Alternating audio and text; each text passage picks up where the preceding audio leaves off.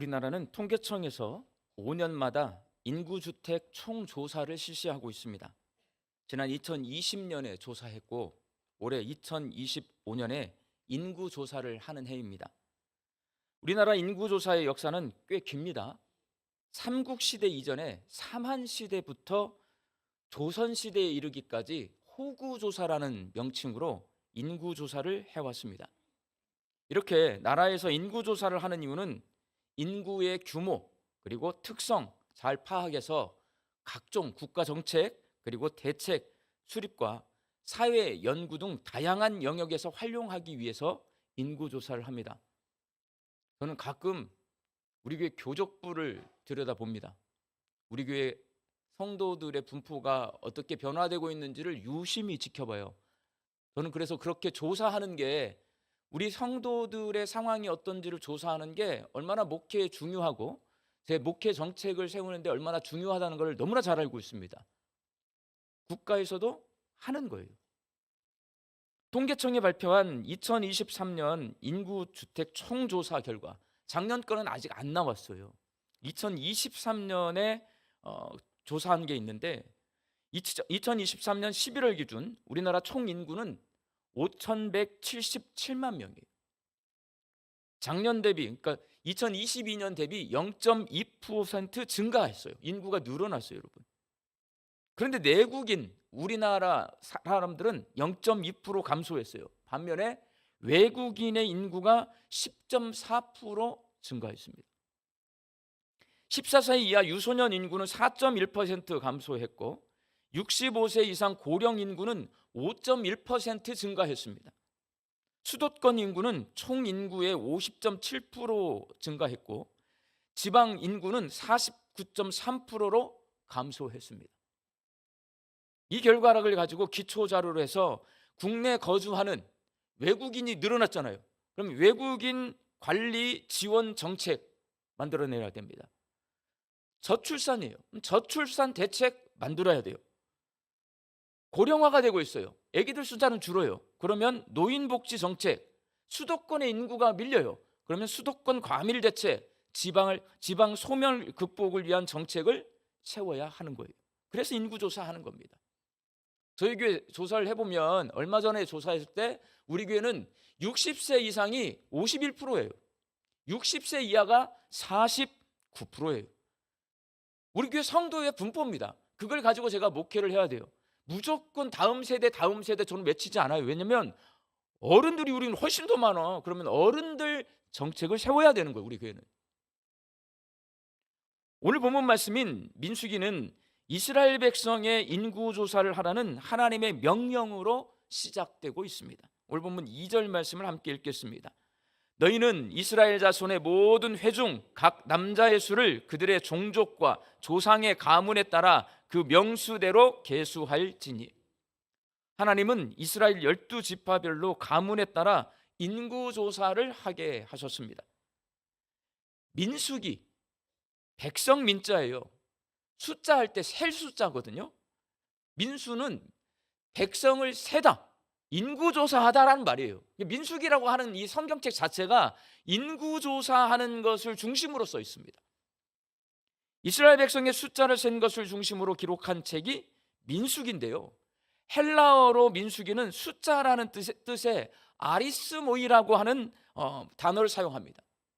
히브리어는 광야에서라는 뜻의 베미드바르라고 하는 단어를 사용하고 있어요. 그러니까 우리나라 말은 민수기고 헬라어 그리스 말로는 아리스모이고 히브리어 말로는 베미드바르라고 하는, 이렇게 각자 이름이 달라. 단어로 헬라어, 히브리어, 우리나라 말 다 섞어서 민수기를 어떤 책인가 그 제목으로 살펴보면 민수기는 광야에서 이스라엘 백성이 인구조사를 한 이야기다. 그렇게 생각하시면 맞습니다. 당시 이스라엘 백성, 민수기 당시의 이스라엘 백성은 시내 광야에 있습니다. 시내 광야는 시내산이 있는 광야예요. 하나님께서 모세를 보내 이스라엘 백성을 애굽에서 광야로 데리고 나오셨습니다. 그리고 시내 광야에서 10계명을 주신 후에 가나안 땅을 향해 출발하기에 앞서 인구조사를 한 거예요. 이제 시내 광야에서 십계명 받고 가나안 땅을 향해 가야 되는데 하나님 먼저 인구조사 시킨 겁니다. 일반적으로 인구조사를 하는 이유는 아까 제가 말씀드렸어요. 조사된 인구 숫자와 정보를 기초 자료로 활용해서 어떤 정책, 어떤 대책을 세우기 위해서입니다. 그렇다면 하나님께서 시내 광야에 있던 이스라엘 백성에게 인구조사를 명령하신, 너희들 인구조사해. 그 이유는 과연 뭘까요? 왜 인구조사를 시켰을까요? 하나님께서 시내 광야에서 이스라엘 백성에게 인구조사를 명령하신 이유, 그들을 하나님의 군대로 만들기 위해서입니다. 오늘 보면 3절 말씀 함께 읽겠습니다. 이스라엘 중 20세 이상으로 싸움에 나갈 만한 모든 자를 너와 아론은 그 진영별로 계수하되.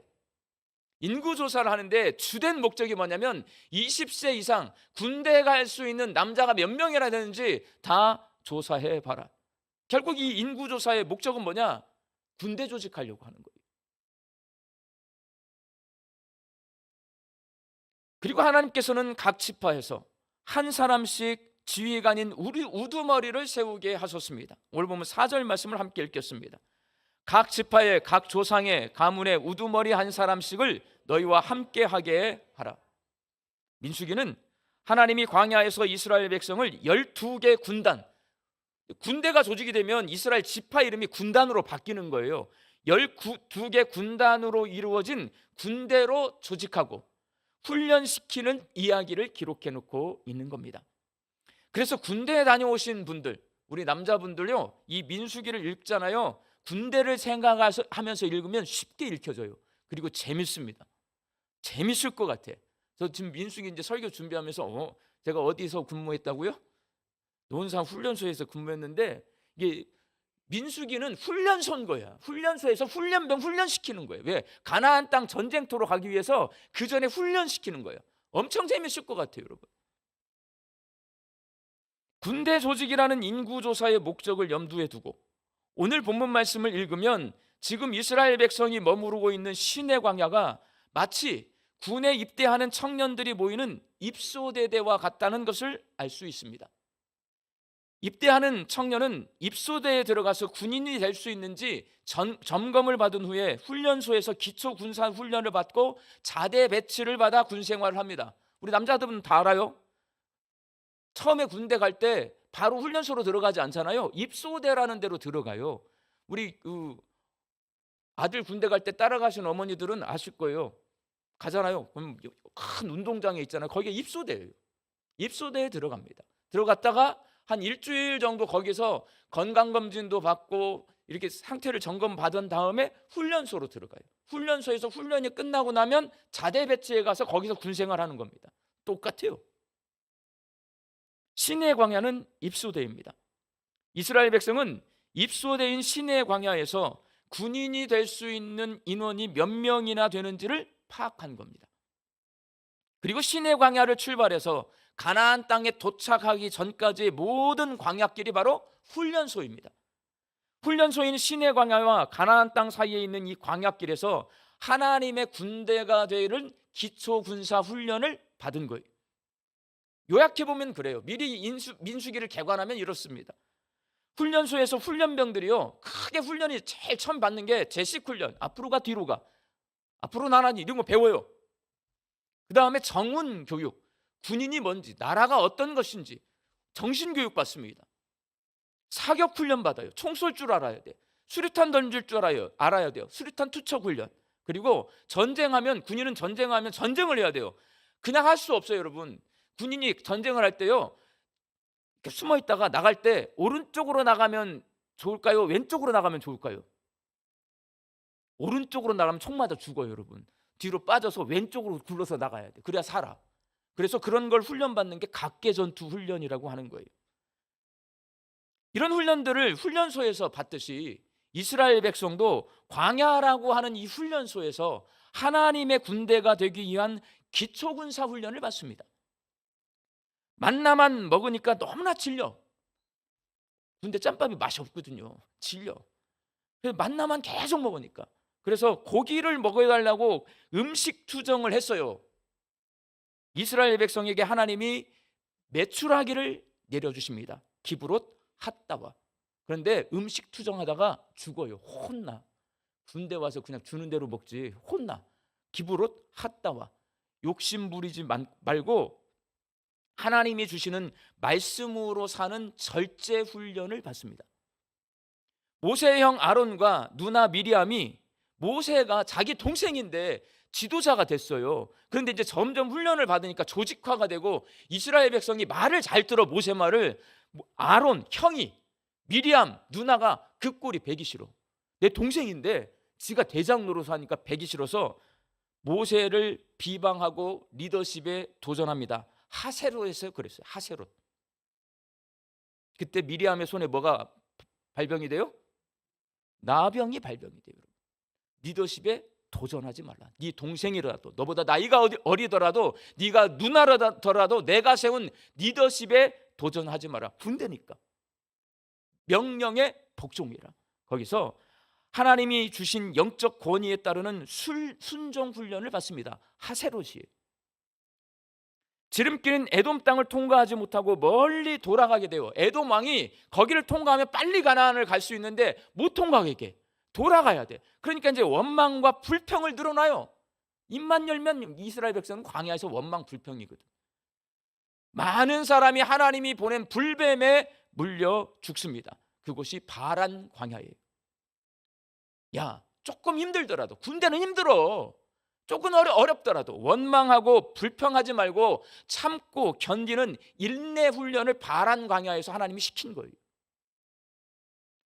모압 발락이 무당인 발람 시켜가지고 이스라엘 백성을 저주하려고 해요. 영적 전쟁인 거예요. 모압 평지에. 거기서 영적 전쟁을 수행하는 하나님 군대가 되기 위한 영성 훈련 받아요. 그러니까 이 민수기를 읽어보면 훈련장이 다 있어요. 남자분들 아시죠? 훈련소 안에 들어가면 훈련소 안에서만 훈련받지 않아요. 사격하려면 사격 훈련장 가야 돼요. 수리탄 던지려면 수리탄 투척장 가야 되는 거잖아요. 똑같습니다. 민수기는 시내 광야에서 입소대에 딱 입소한 다음에 가는 곳마다 훈련장이 펼쳐져 있는 거예요. 그렇게 하나님의 군사로서 기초 군사 훈련을 받습니다. 이렇게 광야 훈련소에서 기초 군사 훈련을 끝마친 이스라엘 백성은 자대 배치를 어디로 받냐? 가나안 땅으로 받는 거예요. 가나안 땅은 자대입니다. 그곳에서 하나님의 군대로 군 생활을 하게 됩니다. 그런데 가나안 땅은 중대본부, 생활관, 취사장, 병참창고, 탄약고, 여러분 자대 받아보면 거기에 다 있잖아요. 내부만 있고 중대본부 있고 탄약고 있고 취사장 다 있는 거예요. 이걸 기지라고 합니다. 기지. 그 기지를 갖춘 멋진 곳이 아니에요. 가나안 땅은 어떤 곳이냐? 적군, 가나안 군대가 차지하고 있는 적군의 고지입니다. 젖과 꿀이 흐르는 가나안 땅은 그곳에 들어가면 우린 착각을 해. 젖과 꿀이 흐르는 땅 가나안 착각해. 약속의 땅 가나안 착각해. 들어가면 젖과 꿀이 흐르고 있을 것 같아. 근데 성경을 읽어보세요. 가나안 땅은 젖과 꿀이 있는 게 아니고 이 가나안의 7 족속이 기다리고 있어요. 골리앗과 같은 사람들이 기다리고 있는 곳이 가나안 땅이란 말이에요, 여러분. 6.25 당시 한국 전쟁이 벌어졌을 그 당시에 우리는 치열하게 전투를 벌여서 북한 인민군, 중공군과 싸워서 빼앗은 고지가 있어요. 백마고지 다 아시죠? 여성들도 다 알 거예요. 백마고지 전투. 에롯고지라고 하는 전투가 있습니다. 그 고지에서 싸웠던 것처럼 이스라엘 백성들은 광야에서 훈련받아서요, 가나안이라고 하는 고지를 점령하기 위해서 전투를 치러요. 백마고지에서 우리 국군이 1만여 명이 죽습니다. 에롯고지에서도 똑같아요. 1만여 명 가까운 우리 국군이 죽어요, 여러분.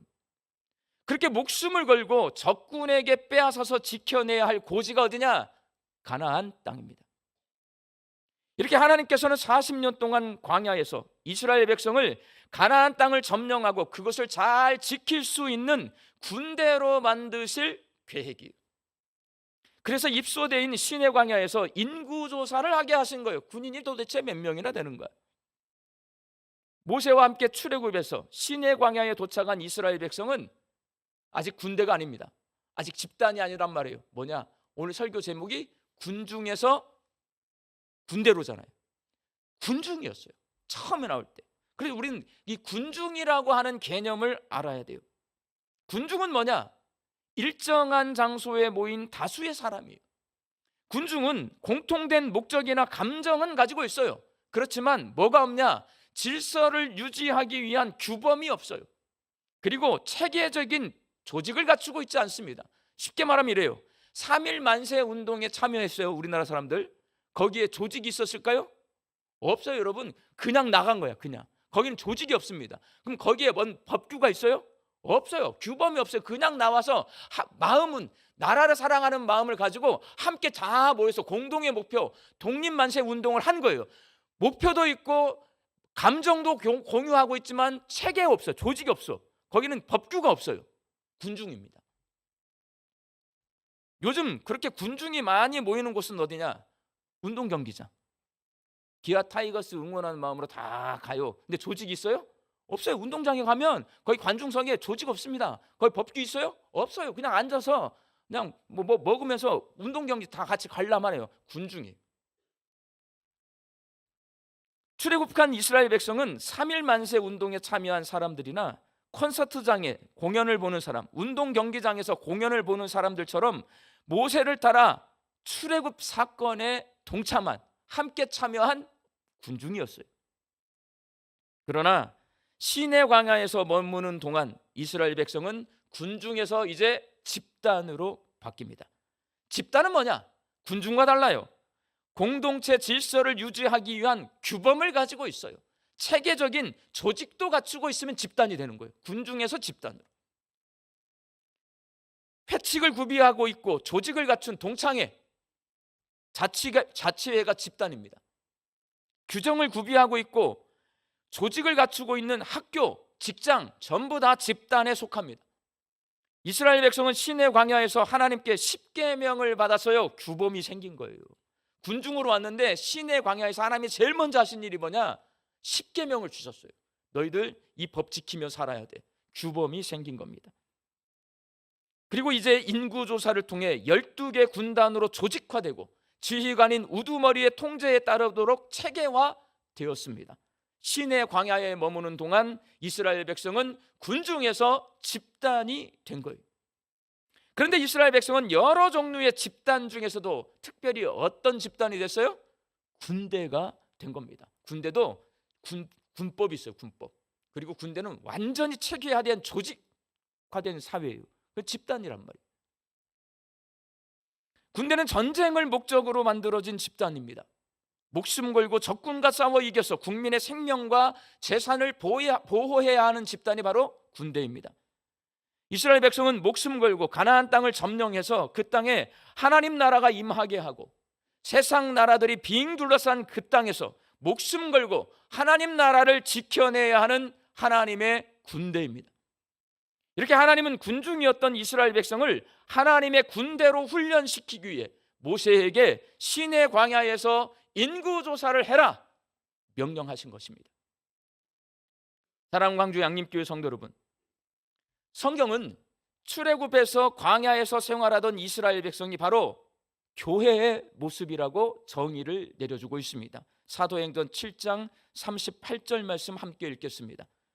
시내산에서 말하던 그 천사와 우리 조상들과 함께 광야 교회에 있었고 또 살아있는 말씀을 받아 우리에게 주던 자가 이 사람이라.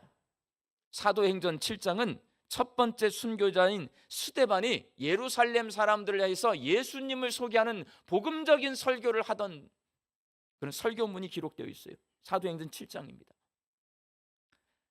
그렇게 설교하는 스데반이 예루살렘 사람들에게 뭐라고 말하냐? 모세와 함께 광야 생활을 하던 이스라엘 백성을 광야 교회라고 부르고 있습니다. 지금 민수기에 나와 있는 이 이스라엘 백성은 먼 후대에 신약 성경 시대의 사람들은 교회로 보는 거예요, 여러분. 그리고 성경은 민수기를 통해 광야 교회가 하나님의 군대라고 말씀합니다. 성경이 우리가 주인이신 하나님의 종이라고 말씀하실 때 하나님이 주인이고 우리는 종이에요. 뭘 강조하냐? 순종을 강조해요. 종은요, 주인의 명령에 절대 순종하는 게 종이에요. 그때는 순종을 강조하려면 하나님의 관계를 뭘로 하나님이 성경에서 드러내냐면 내가 주인이고 너는 종이야, 이렇게 말하는 거예요. 하나님이 또 아버지가 되세요. 그럼 나는 자녀가 되는 거잖아요. 뭘 강조할 것 같아요? 하나님을 사랑하라. 아버지와 자녀는요, 사랑으로 묶여진 관계예요. 그러니까 하나님이 아버지시고 너는 자녀다라고 성경이 말씀할 때는 그때는 사랑을 강조합니다. 내가 널 사랑하는 거 너 알아야 돼. 그러니 너도 나를 사랑해. 이걸 강조하는 거예요. 하나님이 목자세요. 그럼 나는 양이에요. 그럼 뭘 강조할 것 같아요? 양은요, 목자 없으면 죽어요, 여러분. 양은 목자가 가자는 대로 무조건 따라가야 되고 목자의 목소리에 귀를 기울이고 있어야 돼. 이건 신뢰를 강조하는 거예요. 양은 무조건 목자이신 하나님 뒤를 따라가야 돼. 너 딴 길로 가지 말고 목자인 내 뒤를 따라와. 내가 네 목자고 너는 내 양이야. 이걸 강조하는 거예요. 성경에는 또 예수님이 선생님이에요. 그럼 난 제자예요. 뭘 강조할 것 같아요? 배우라는 거예요. 배워. 가만히 있지 말고 내가 선생이고 내가 너를 가르치는 선생이니까 너는 내 제자니까 너는 나에게 배워야 돼. 열심히 배워. 게을르지 말고 열심히 배워. 그걸 강조할 때는 스승과 제자 관계로 우리에게 말하는 거예요. 그렇다면 여러분, 민수기는요, 하나님의 군대라는 것을 강조해요. 하나님이 대장님이세요. 예수님이 우리의 대장이고요, 우리는 예수님의 군사예요. 그럼 뭘 강조할 것 같아요? 충성을 강조해요. 남자들은 금방 알아. 충성을 강조합니다. 군대는 명령에 절대 복종하는 집단이기 때문에 군대의 구성원인 군인들에게 충성을 강조합니다. 그래서 대부분의 부대의 구호, 격리할 때 구호 붙이거든요. 뭐예요? 충성! 이렇게 하는 거예요. 하나님은 예수님을 이 땅에 보내셔서 교회를 세우셨고, 교회는 대장이신 예수님께 충성을 다하는 하나님의 군대다. 민수기가 우리에게 가르쳐 줍니다. 우리의 대장님이신 예수님께서 이렇게 말씀하셨습니다. 마태복음 12장 28절을 함께 읽겠습니다. 그러나 내가 하나님의 성령을 힘입어 귀신을 쫓아내는 것이면 하나님의 나라가 이미 너희에게 임하였느니라. 교회는 예수님께서 세상 가운데 세워놓은 하나님 나라 먼저 세워놨어요. 여기 하나님 나라예요, 여러분. 여기 세상 나라가 아니야. 그런데 삥 둘러서 세상이 다 둘러싸고 있어요. 그걸 전초 기지라고 해요. 적군하고 제일 가까운 지역에 기지를 하나 세워놔요. 그걸 전초 기지라고 합니다. 교회는 하나님께서 예수님을 이 땅에 보내셔서 세상 가운데 세워놓은 하나님 나라의 전초 기지라는 것을 성경을 통해서 우리는 알 수가 있습니다. 우리 성도는 누구냐? 그 전초 기지에서 근무하고 있는 예수님의 군사입니다. 남자분들에게 묻겠습니다. 여러분, 다시 군대 입대하라면 입대하시겠어요? 저는 절대로 안 합니다. 다시 군대에 가라고 하면 갈 남자는요, 거의 없어요. 있어. 군대가 체질인 사람 있어요. 군대가 너무 좋아. 그런 사람은 군대 가시면 돼. 근데 난 안 가. 군대 힘들어. 마찬가지입니다. 예수님을 믿고 교회에서 신앙생활을 하는 것이 군에 입대하는 것만큼 힘든 일이기 때문에 성경은 우리에게 교회는 신앙생활하는 것인데 하나님 나라의 전초 기지로서 군사가 되어서 신앙생활하는 거다. 힘들다 안 힘들다? 힘들다는 것을 알려주는 거예요. 교회가 군사기지고 성도들이 예수님의 군사라는 말은 신앙생활이 목숨을 내어놓고 예수님께 충성을 다하는 힘든 일임을 우리에게 가르쳐주고 있습니다. 2010년이에요. 11월 달에 우리나라에서 전 세계 선진국 G20이라고 해요. 20개, 가장 잘 사는 나라 20개 국가 정상들이 모여서 정상회담을 했어요. 2010년 11월 달. 그때 처음 일어난 일이 뭐냐면 G7이라고 그래요. G7. 전 세계에 가장 힘 있는 잘 사는 나라 7개 국가가 있어요. 그 G7 국가에서만 원래 이 회의가 열려요. 그런데 최초로 그 G7 국가가 아닌데 우리나라에서 이 회의가 열린 거예요. 2010년 11월. 그만큼 우리나라 국격이 높이 평가됐던 때예요. 모든 것이 평화롭고 모든 것들이 잘 이루어진 그때 2010년 11월입니다. 23일 북한군이 연평도에 포격을 가했습니다. 서정우 병장과 문광욱 이병이 전사했어요. 군인이 죽었어요. 해병대원들이에요. 서정우 병장 광주 사람입니다. 연평도 부둣가에서 배 타고 이제 다음 달 제대를 해요. 그래서 마지막 말년 휴가라고 해요. 말년 휴가를 나오려고 거기 부둣가에 서 있어 배 기다리고 있었어요. 그런데 그 시간에 포탄이 날라온 거예요. 배가 있었거든요. 타고 나오면 돼. 그런데 그 병사들을 이끌던 함께 휴가를 나가던 하사가, 그러니까 상관이죠. 상관이 야 부대 복귀해서 싸워야 된다. 다 돌아간 거예요. 부대로 뛰어가다가 포탄에 맞아 죽었어요.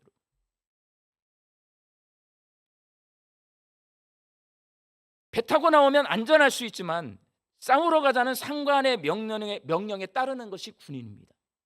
언제든지 평화로울 것 같아요, 여러분. 근데 군인은 이 평화로운 시기에도 죽어요, 여러분. 왜? 군인은 전쟁을 위해서 만들어진 사람이에요. 전쟁 나면 죽습니다. 하나님 나라 공동체인 교회는 끊임없이 사단의 공격을 받습니다. 그래서 교회는 사단과 싸워 이기는 예수님의 군사로 성도들을 훈련시켜야 합니다. 강한 군대는 조직이 잘 갖춰져 있고 병사들의 충성심이 높듯이 교회도 조직을 잘 갖추고 있어야 하나님의 강한 군대가 될 수 있습니다. 저는 이걸 너무나 잘 알아요. 너무나 잘 알아. 한국 교회가요, 구역 모임이 점점 안 돼. 망했어. 내 눈에는 망했어요, 여러분. 그러면 한국 교회가 체계가 잘 갖춰져 있을까요? 안 갖춰져 있을까요? 안 갖춰져 있어요. 그러니까 사단이 우는 사자처럼 공격에 들어오는 거예요, 여러분. 군대는 분대 단위의 조직이 얼마나 철저하게 갖춰져 있는지 몰라요, 여러분. 군대의 가장 작은 조직이 분대예요, 분대. 교회의 가장 작은 조직은 구역입니다.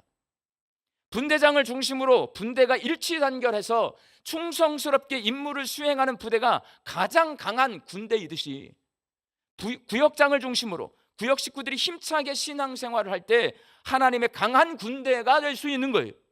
그렇게 구역같이 작은 교회의 소그룹들이 강하게 잘 조직되어 있을 때 한국 교회는 가장 강했어요, 여러분. 그때는 모든 사람들이 한국 교회 보고 부러워했고 칭찬했어요. 지금은 완전 다 와해되었어요. 그래서 공격받는 거예요. 우리 교회는 매주 1, 2, 3부 주일 예배 후에 49개 구역이 즐겁게 구역 모임을 하고 있습니다. 이 구역 모임이 교회를 예수님의 강한 군대로 만든다. 여러분 느끼고 있을 거예요. 우리 교회가 구역 모임이 잘 되면서 달라지고 있어요, 여러분. 그거는 체계화되기 있기 때문에, 조직화되고 있기 때문에 그런 거예요. 군인들이요, 함께 이렇게 군생활을 하면서 함께 우정을 나눠요. 이걸 뭐라고 그래요? 전우회라고 합니다. 하나님 나라의 전초기지, 그리고 우리는 하나님의 군대의 예수님의 군사들이에요. 그럼 우리는 뭐가 있어야 돼요? 전우회가 있어야 돼요. 구역 식구들하고 전우회가 있어야 돼요. 우리 교회에서는 구역 모임에 잘 참여하는 것, 이게 바로 예수님께 충성을 다하는 것이라고 저는 봅니다. 그리고 군인들이 늘 훈련을 받듯이 구역 식구들이 함께 독려하면서 교회에서 하는 신앙 훈련을 열심히 받는 것, 이게 예수님께 충성하는 거예요. 예배와 집회에 참여하는 훈련, 말씀을 배우고 기도하는 훈련에도 참여해야 합니다.